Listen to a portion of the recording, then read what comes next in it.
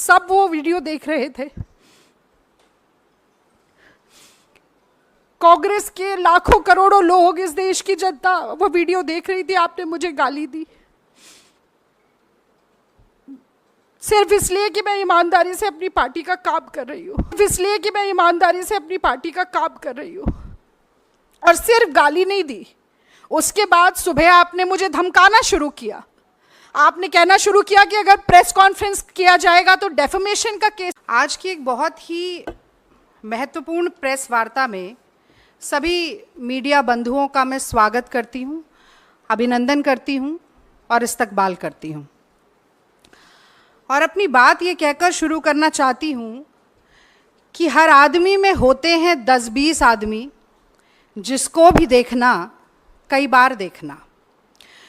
ये लोकसभा चुनाव इस दृष्टि से बहुत ही विलक्षण रहा है कि मोदी जी के साथ साथ भाजपा और आरएसएस की विषाक्त विचारधारा से जुड़े कई और व्यवसायों में काम करने वाले लोग, कई पत्रकार भी उसमें बेनकाब हुए हैं। मुझे लगता है कि आज की प्रेस वार्ता इसलिए भी महत्वपूर्ण है क्योंकि एक पत्रकार की बेटी होने के नाते बचपन से मैं ये सुनती आई हूं कि खींचो न कमानों को न तलवार निकालो, अगर तोप मुखातिब हो तो अखबार निकालो। तो चौथे स्तंभ, जो लोकतंत्र का चौथा स्तंभ है, उसकी निष्पक्षता और निर्भीकता पूरे लोकतंत्र के लिए कितनी महत्वपूर्ण है, ये बचपन से मुझे सिखाया गया। मैंने कई बार टीवी के डिबेट में भी ये कहा कि एक पत्रकार की कलम अगर झुकती है तो सिर्फ लिखने के लिए झुकनी चाहिए, ऐसा मेरे पिताजी हमेशा कहते थे। अब सवाल ये उठता है कि एक बहुत ही सभ्य, मर्यादित, संयमित दिखने वाले वरिष्ठ पत्रकार पत्रकारिता को कितने निचले स्तर तक ले जा सकते हैं, ये कल से वायरल हो रहे एक वीडियो ने दिखा दिया है। मैं तो रजत शर्मा जी से सीधे सीधे आज पूछना चाहती हूं कि जो अपशब्द रजत शर्मा जी ने कहे हैं, वो क्या उनकी आदत है, उनकी फितरत है, कांग्रेस और विपक्ष से उनकी नफरत है, या मोदी जी का चरण वंदन है?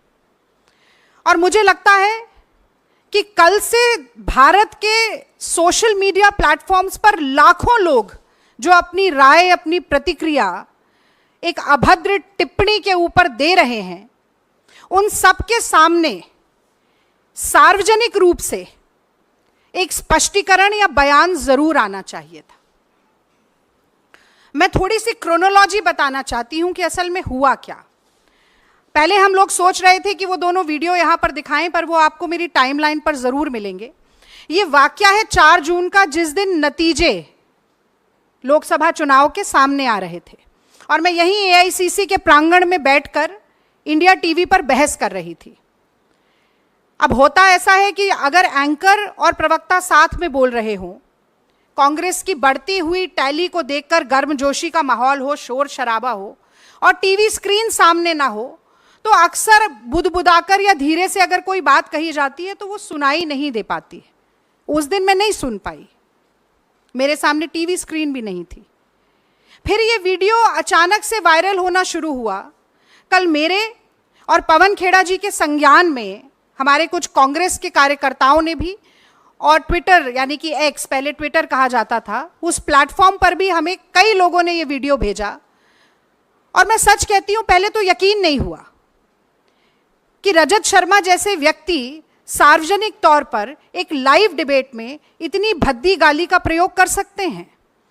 और चूंकि जो वीडियो हमें भेजा गया उसमें नीचे वो गाली लिखी हुई भी थी, तो मन नहीं माना कि ऐसा हो सकता है।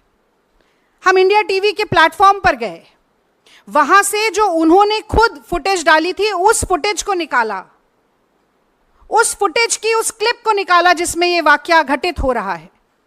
और वहां पर भी, जिसे अंग्रेजी में एक एक्सप्रेशन कहा जाता है, अंडर द ब्रेथ, बुदबुदाकर, धीरे से केवल इस बात पर कि मैं उन्हें टोक रही हूं कि कांग्रेस पर आज भी लगातार प्रहार मत कीजिए।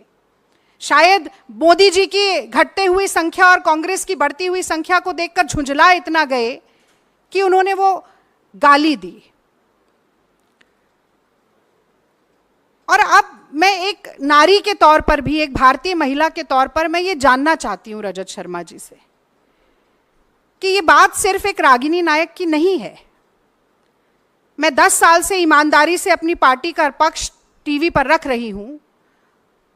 आप पत्रकार होते हुए भी भाजपा का पक्ष रख रहे हैं। मोदी जी के साथ जो आपका इंटरव्यू हुआ वो सबने देखा, किस तरीके की बातचीत उसमें हुई, सबने देखा। मेरे माँ बाप, मेरे बूढ़े सास ससुर, मेरे बच्चे,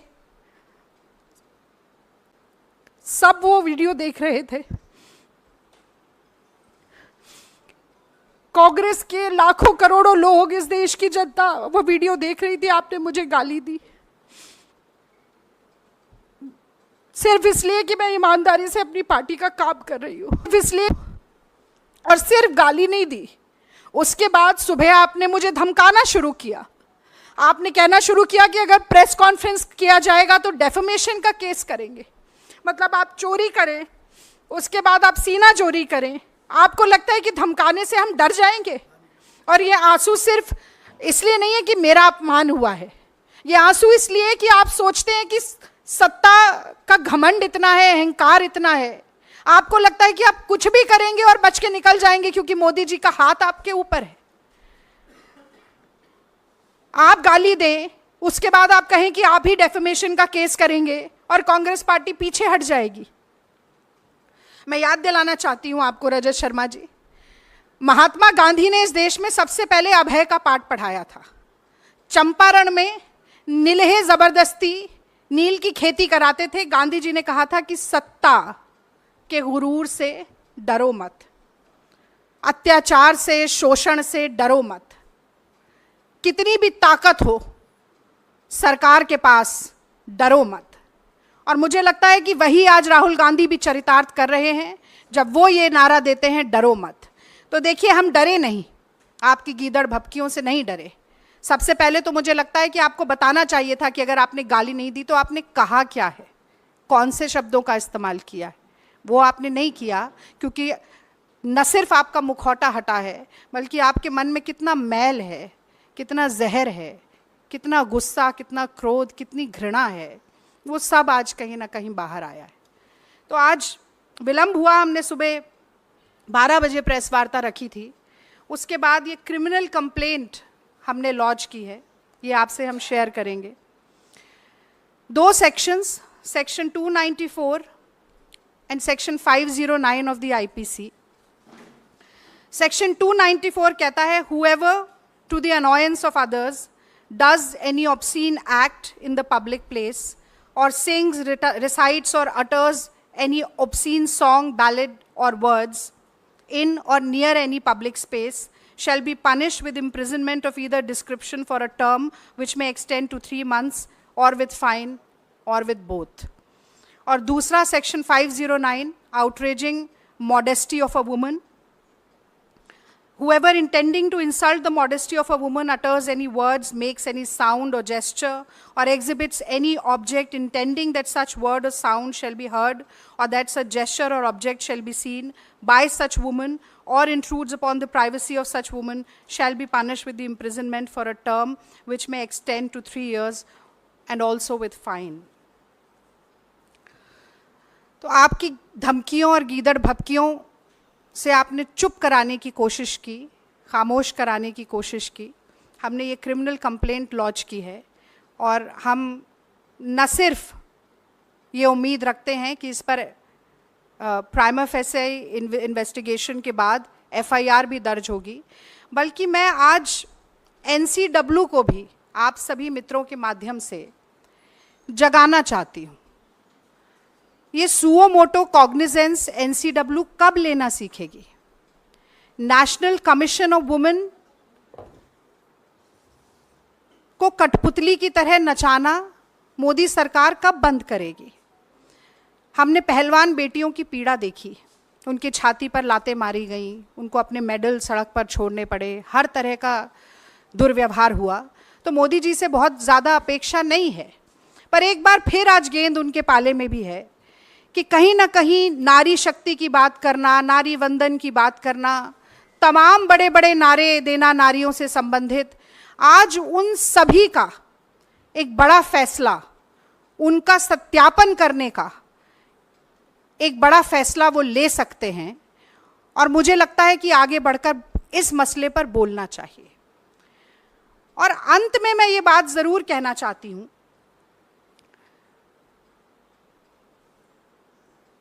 कि हमने पिछले 10 साल में देखा, विपक्ष के प्रवक्ताओं की घेराबंदी होती थी, विपक्ष के प्रवक्ताओं को कम समय दिया जाता था टेलीविजन के डिबेट पर, विपक्ष के प्रवक्ताओं को बहुत सी बार म्यूट कर दिया जाता था, भाजपा के प्रवक्ताओं को कवर फायर मिलता था एंकर की तरफ से।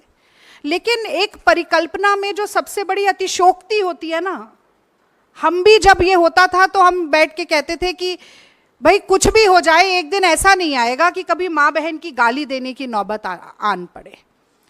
और मुझे लगता है कि उस भयावह परिकल्पना को चरितार्थ करने का काम, उसको यथार्थ में बदलने का काम जो रजत शर्मा जी ने किया है, अगर नैतिकता का एक अंश भी उनके मन में होता तो ये मुझे डेफेमेशन की धमकी देने के बजाय सार्वजनिक प्लेटफॉर्म पर, अब वो बहुत सारे एंकर्स से और भाजपा के ट्रोलर से और गाली दिलवा रहे हैं।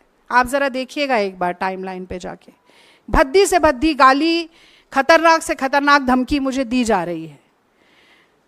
तो मुझे अपेक्षा ये थी कि वो आकर ये बात कहते, बताते, स्वीकारते और माफी मांग लेते, खत्म हो जाता कि मेरे मुंह से निकल गया, नहीं बोलना चाहिए था, या कम से कम ये बताते नहीं कहा तो क्या कहा।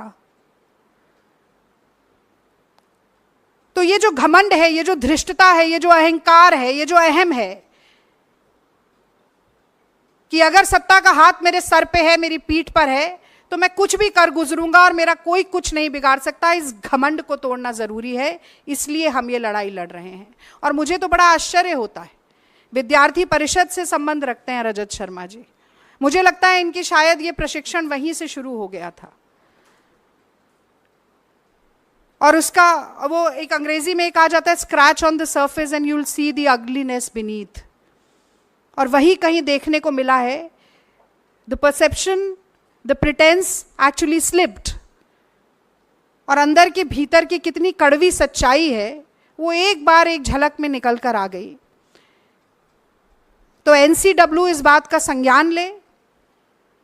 प्रधानमंत्री नरेंद्र मोदी अगर इस देश की नारी शक्ति के प्रति लेश मात्र भी श्रद्धा रखते हैं, सम्मान रखते हैं मन में, तो इस बात का संज्ञान ले।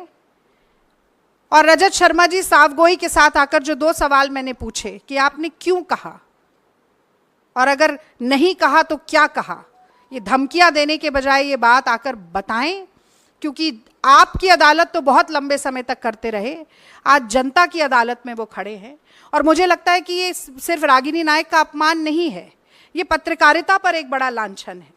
आज पत्रकार साथी अगर एकजुट होकर नहीं कहेंगे कि ये गलत है, नहीं होना चाहिए, तो आज एक रागिनी नायक के साथ हुआ है, कल किसी और के साथ होगा। किसी की भी माँ बहन बेटी के साथ अब गाली गलौज की नौबत आ जाएगी, लाइव डिबेट में, लाइव चैनल्स पर ऑन एयर गालियां बकी जाएंगी। और ये सिर्फ मेरी बात नहीं है, कहीं ना कहीं इस देश की सारी महिलाएं आज कह रही हैं, पत्रकार बंधुओं से कह रही हैं कि लाज राखो मेरे घूंघट पट की। और यही बात एक बहुत ही दुख भरे मन के साथ मैं आप लोगों से साझा करना चाहती थी इस प्रेस वार्ता के जरिए। यदि कोई भी सवाल आपके मन में है, आज इसी विषय पर बोलूंगी, तो जरूर मैं जवाब देना चाहती हूँ।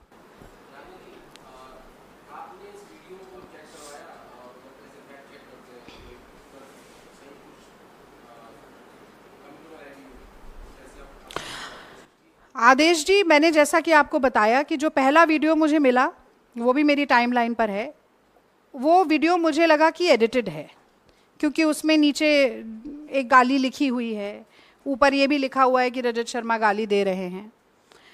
पर उसके बाद इंडिया टीवी ने जो लाइव शो अपने ही प्लेटफॉर्म पर शेयर किया, उसमें से वही फुटेज लेकर हमने वो सेक्शन, वो पार्ट, वो क्लिप आपको दिखाई है। अगर वो मॉफ्ड है तो इंडिया टीवी अपने ही सीनियर मोस्ट एडिटर की मॉफ्ट वीडियो क्यों शेयर करेगा? वो किसी और प्लेटफॉर्म से नहीं ली गई, उसके साथ कोई छेड़खानी नहीं की गई। और जो आप जांच की बात कर रहे हैं, मुझे लगता है ओनस ऑफ प्रूफ इस वक्त परपिट्रेटर पर है, अग्रेसर पर है, जिसने गलती की है उसके ऊपर है। तो अगर ये जांच की मांग होती है, वो जांच करवाएं। ना वो मांग कर रहे हैं, ना हाँ कह रहे हैं, ना कह रहे हैं। उन्हें लग रहा था कि एक लीगल धमकी देंगे और सारी बात खत्म हो जाएगी। ऐसा हुआ नहीं। अब ये क्रिमिनल कंप्लेंट भी है, तो ये हम बीच में छोड़ने वाले नहीं हैं, अंत तक इस लड़ाई को लेकर जाएंगे।